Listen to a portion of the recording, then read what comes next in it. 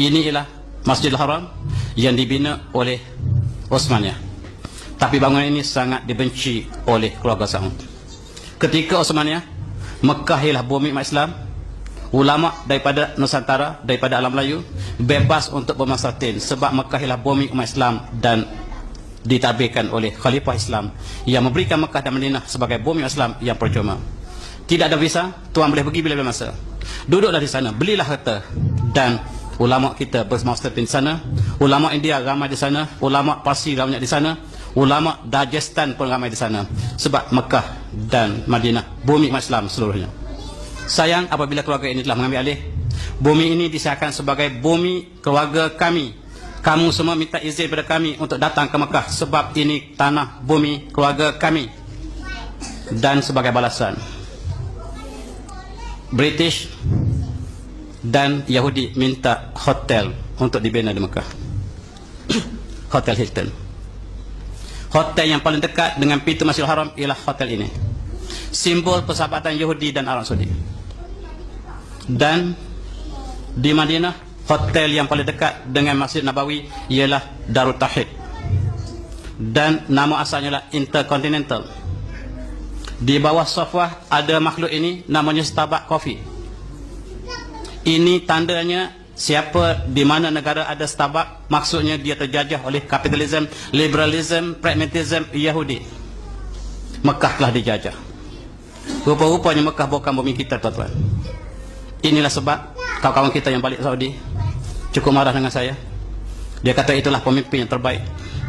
Saya katakan bahawa mereka naik kerana disokong oleh Yahudi dan juga British dan juga Amerika dan Perancis dan Itali dan Rusia. Dan oleh kerana bumi itu bumi mereka, mereka yang menentukan peraturan, mereka menaikkan bayaran visa untuk bulan Oktober ini. Sebaik saja jemaah haji kembali ke negara masing-masing, maka umrah dan ziarah akan dinaikkan. Siapa yang pergi kali kedua 200, bukan 200-an, 2,000 rial. Kali yang ketiga kata pergi kali ketiga 3,000 rial. Ini bukan bumi, tuan-tuan. Dan seluruh struktur Masjid Al-Haram yang dibina oleh Osmaniyah telah diruntuhkan.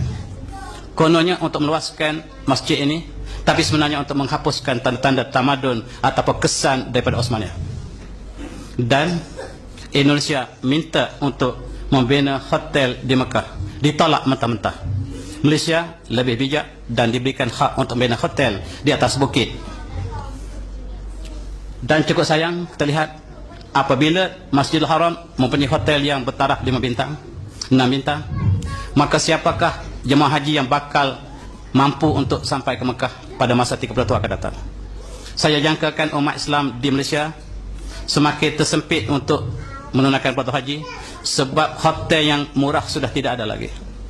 Yang adalah yang bertaraf mewah, yang kalau tidak ada sekurang-kurangnya 30,000, 40,000 tuan-tuan tidak boleh menunaikan haji. Ini agenda siapa? Dan inilah yang saya nak bincangkan.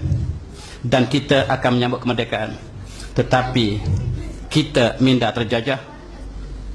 Dan kalau saya boleh teruskan dalam seminit 2 lagi, sebelum negara kita merdeka, Perdana British bernama Gladstone mengangkat Al-Quran. Sejarah mengatakan bahawa apabila Portugis menjajah Melaka, sukar untuk murtadkan orang Islam. Bagaimanakah untuk murtadkan Islam? Ialah mengikut pandangan William Gladstone, seorang Yahudi yang menjadi Perdana British. Dia kata pisahkan umat Islam daripada buku ini, Quran. Oleh sebab itu apabila kita merdeka, dan dia telah melaksanakan dasar ini. Di Turki, tulisan Jawi telah dihapuskan sama sekali. Di Malaysia dilaksanakan oleh pemerintah yang menjadi proksi British untuk menghapuskan tulisan Jawi dan mengekalkan tulisan Romi sehingga generasi muda tidak boleh membaca Al-Quran. Itulah caranya untuk memisahkan umat Islam daripada agamanya. Dan mereka melantik orang ini, yakni Kemal Atatürk, yang menjahanamkan Islam di Turki, dan dia mengaku dia tidak ada agama. I have no religion and at times I wish all religion as the bottom of the sea. Mudah-mudahan orang yang beragama ini ditenggelamkan dalam laut. Saya tidak percaya kepada sebarang agama. Inilah pemimpin yang diangkat oleh Turki yang dinobatkan sebagai tokoh di Malaysia. Dan di Malaysia, mereka yang bersama British dianggap sebagai pahlawan.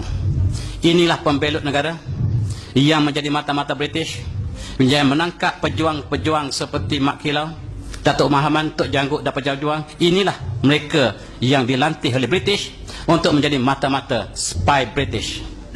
Dan bila kita merdeka, inilah yang dinobatkan sebagai pahlawan. Kita tersalah memilih hero. Hero kita ialah yang berjuang menentang penjajah, ialah yang ditangkap oleh penjajah, yang dipenjara oleh penjajah, yang digantung oleh penjajah. Itulah pejuang negara, pejuang kemerdekaan. Adapun mereka yang bersama British, menerima elang British, yang makan dengan British, yang pakai macam British, yang pakai tie dan coat, itu tali barut British, tuan-tuan. Kenalah kebenaran. Dan kalau kita tidak boleh kenal kebenaran, siapa lagi nak kenal kebenaran? Kita jangan harap di luar sana akan kenal kebenaran ini.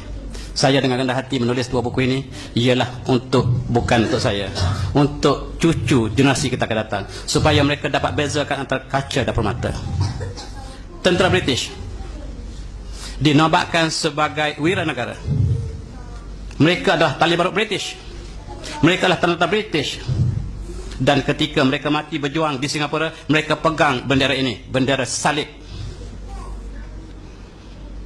Sejarah boleh bertukar, dan inilah tujuan untuk memulihkan sejarah. Di antara tentera British ada tentera India yang diupah untuk datang ke Melaya, tetapi pejuang-pejuang di Mekah datang dengan murid-muridnya melalui persatuan Ar-Rushdiyah, masuk dalam tentera ini, mengatakan bahawa kamu sekarang berkhidmat kepada musuh Islam. Di antara tentera India ada yang Islam. Mereka telah berpaling tadah, mereka menentang British, dan British hampir kalah di Singapura sebab ditentang oleh tentera sendiri yang beragama Islam, dan mereka ditembak beramai-ramai di Singapura. Berita ini tak pernah sampai pada kita.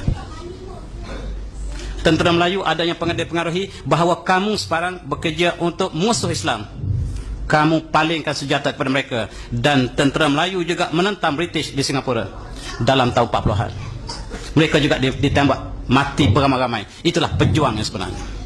Adapun yang mendapat pangkat lieutenant, yang mendapat pangkat berbagai-bagai pangkat yang diberikan oleh British, itu tali barut British.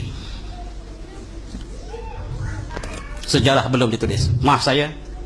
Dan syarat kemerdekaan, tuan-tuan, dia lihat bahawa apabila Jepun telah mengalahkan British di Melaya, dan Jepun mengalahkan Belanda di Indonesia, maka di Indonesia pejuang-pejuang jihad mereka telah menghalau Belanda, dan Indonesia merdeka penuh. Tetapi di Melaya, Inggris melihat dengan penuh curiga. Sekiranya Melaya akan dapat kemerdekaan di tangan pejuang yang sebenarnya, mereka akan dihalau terjun laut. Oleh sebab itu, sebelum mereka dihalau terjun laut, mereka memilih proksi mereka, tali barut mereka, untuk dihadiahkan kemerdekaan negara ini, bukan kepada pejuang, tetapi kepada tali barut. Dan untuk kemerdekaan mereka berikan berbagai syarat. Untuk merdeka, kamu harus menggunakan undang-undang Kristian, common law. Undang-undang Islam yang dilaksanakan di Melaka, disanakan di Pahang, Perak dan juga di Terengganu dibatalkan. Kamu masyarakat majmuk tidak boleh laksanakan Islam. Kalaulah alasan masyarakat majmuk, kenapa kita ambil undang-undang Kristian? Yang asing kepada orang Melayu, yang asing kepada orang India, yang asing kepada orang Cina. Tetapi sejarah belum dimurnikan. Lihatlah siapakah pejuang negara. Kita ada tugu negara. Tuan tengok betul-betul, cuba fokus gambar ini. Tengok yang pegang bendera itu pejuang. Tengok hidungnya, apakah hidungnya seperti hidung kita atau hidung lain? Yang hidung seperti kita yang mati di bawah itu. Itu sejarah yang ditulis. Sepatutnya yang pegang bendera itulah musuh negara, yang mati itulah pejuang. Sudah diterbalikkan. Maaf saya kata tuan tidak tenang dengan partai ini. Coba lihat siapakah pejuang-pejuang yang dicatatkan di dindingnya. Ini semuanya British. Dan India, tentera upahan, itulah yang diisytiharkan sebagai pejuang negara. Dan bila kita menyambut kami kemerdekaan, maka inilah yang dinobatkan sebagai hero negara. Adapun orang ini yang berjuang untuk menentang British diisytiharkan sebagai komunis. Yang sebelah kiri ialah Dr. Burhanuddin Hilmi, diisytiharkan sebagai komunis. Dan dalam buku teks sejarah masih ditulis oleh sebagai komunis. Tetapi tahun lepas Sultan Nazruddin Shah menganugerahkan satu pingat yang bawa title Datuk Seri, yang menunjukkan komunis telah dihapuskan oleh raja ini dan diberikan taraf inilah sebagai pejuang yang sebenarnya. Tuan-tuan, barangkali dalam 100 tahun akan datang kita sudah tidak ada lagi. Yang hero hari ini menjadi penjenayah, yang penjenayah jadi hero. Jangan-jangan kita jadi penjenayah akan datang. Dan lebih malang kalau kubur kita dikencing oleh cucu kita sendiri, sebab kita bersama penjenayah.